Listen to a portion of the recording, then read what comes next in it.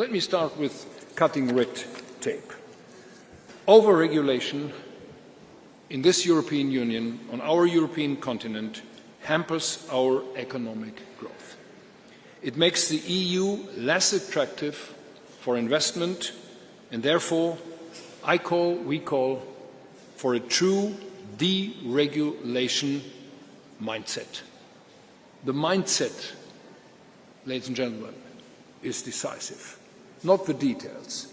The mindset of the European Commission is decisive on that.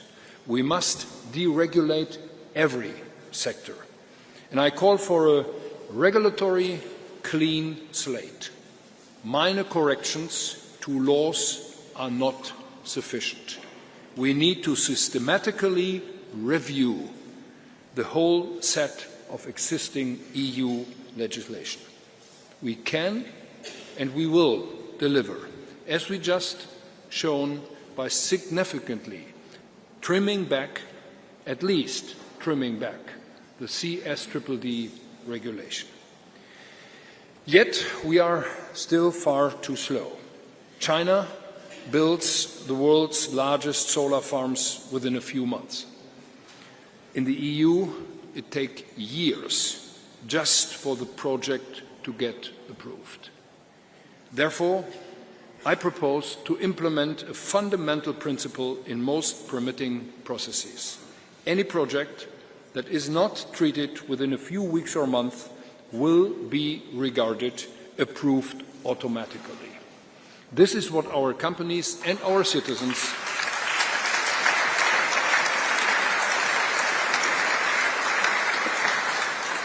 This is, ladies and gentlemen, what our companies and citizens expect of their administrations and their governments, and I believe it is their right. Now, ladies and gentlemen, let me give some examples more precisely where we are lagging behind. Industry needs affordable energy prices, as you all know. The best way to lower prices is to expand cross-border energy infrastructure, thus creating a genuine, well-connected internal energy market. We did that in Germany together with Denmark a couple of weeks ago when we created the first bilateral energy hub on the island of Bornholm with interconnectors to both countries, to Denmark and to Germany, to create at least between these two countries what we are naming and calling a single European energy market. Europe doesn't need European champions. It needs global champions. Competition policy must take the new geopolitical reality into account. We need rules that allow European companies to reach eye level with their US and their Chinese peers. Now, the third and last field of action which I would like to mention is our trade policy. We all feel it. The world around us has become rough. Trade partners that we could rely on in the past, for years in the past, are building now walls around them. However, the European and Europe growth and prosperity have never come from protectionism. Just recently, the EU Commission has concluded free trade agreements with regions that are home to more than 1.7 billion people. Where others turn away from the world, we Europeans must step in. But we must get there much quicker. It should never again take us 26 years to get a trade deal, as it did with Mercosur. The world will not wait for us.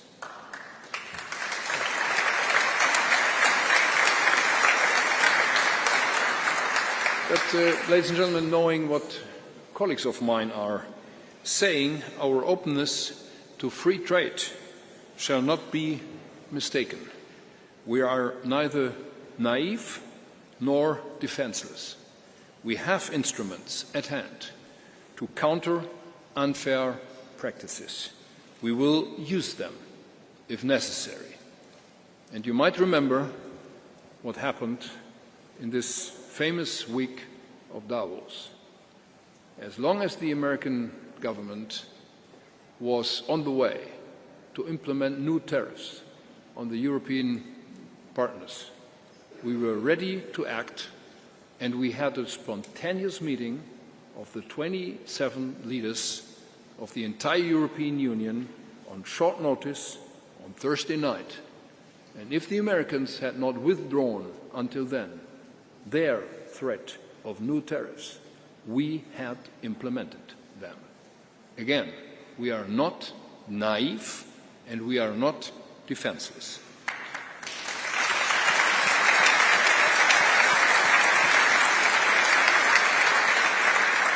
And now for one of the highly disputed issues. In addition to that, we should use European preference rules, but in a smart way, only for critical strategic sectors and only as last resort. And we need our trading partners, we must include them. This is why I believe made in Europe might be too narrow. Let us push for a made with Europe approach instead.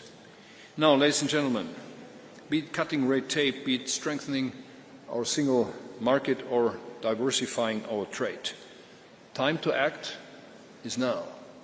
And now that these institutions in the European Union are not as fast as they should be, we are fighting against a machinery which is working and working and producing new regulation.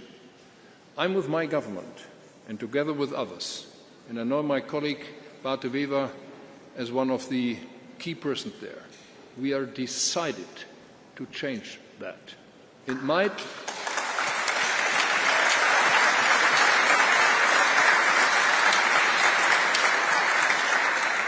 last longer than we expected. It might last longer than we are having time for that. But don't underestimate the power and the strength of this European internal market, and let us not make us ourselves smaller than we are. The world is looking at this European Union, and whenever you are traveling around the world, the European Union is seen much better and much more competitive than many of our business community are seeing this European Union. We had some very strong comments from colleagues from the East, but also from western parts of the European Union. My answer is quite simple. This system is not the system to generate new revenues. The system is implemented to reduce CO2 emissions, and at the same time to enable the companies to come to CO2-free production lines. So if this is not achievable, and if this is not the right instrument, we should be very open to revise it, or at least to postpone it, as we did with ETS2 for consumers. But ETS1 is for you. And I remember that we had a brief debate on this early on, and I fully share your view. You don't need subsidies for capex. You need lower OPEX. So your production costs are too high. And if we are speaking in the European Union about competitiveness, we should avoid everything what is jeopardizing the competitiveness of our industry. I'm fully in line with all those who are saying we have to do more on climate change. I'm fully in line with all those who are saying we are looking for instruments, for the right instruments. But at the cost of our industry, at the cost of the working places in our industry, this is unacceptable. And that's the reason why I'm in line with everyone who says, if this is not the right instrument, we have to talk about that. And we have to change it if it doesn't work. Now, and my priority is, beyond defense, competitiveness of our industry. If we are lagging behind longer than we did in the past, with our growth rates, with our innovation capacities, with labor markets, we will lose this battle. And we will never catch up again, because the world is changing so fundamentally. So again, this is my feeling of this urgency we are faced with, and I'm trying to convince my colleagues to go this way. We are having a great opportunity ahead of us, but we must not miss it. We are not just faced with very strong competition from outside the European Union. We are faced within the European Union with political parties which are challenging our democratic system. And look what is happening actually in these days in the UK, what is happening in many other countries in the European Union. Look what might happen with the presidential election in France next year.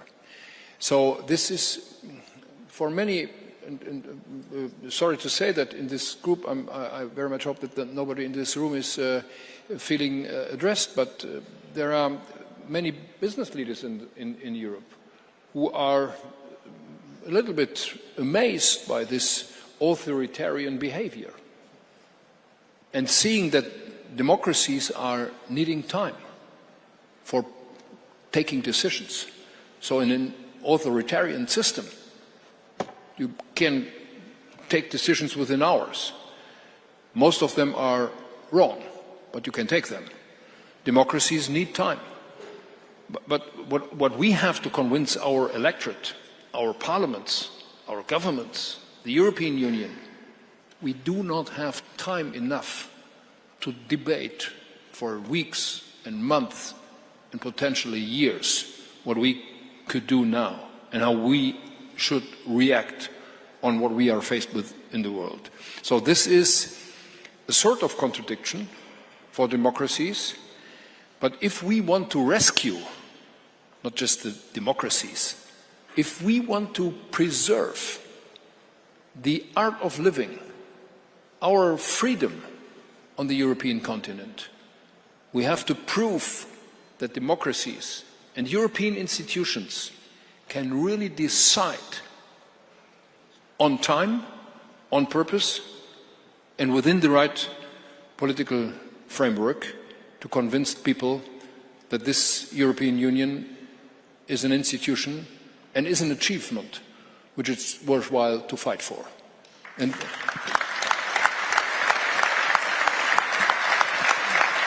look, this is, and let me just give you one brief remark, final remark on the German position on that and my personal approach. As I said, my first political mandate as a young man was in the European Parliament. And I'm really, until today, I'm deeply determined what I learned there, what this European Union could do and what it should not do. But this achievement for us, the Germans, is the biggest achievement in our history, to be back with those countries and people in the world who are fighting for democracy, for freedom and for peace. So I never will give up my European conviction. And I know that the European government and the European Chancellor in specific has to take a very strong role in this European Union. Not telling all the others what they have to do, but moving ahead, going ahead, and dragging all the others with us, that we can do more than we actually see from this European Union, and that we can prove that this European Union is the right answer to what we are seeing in the world.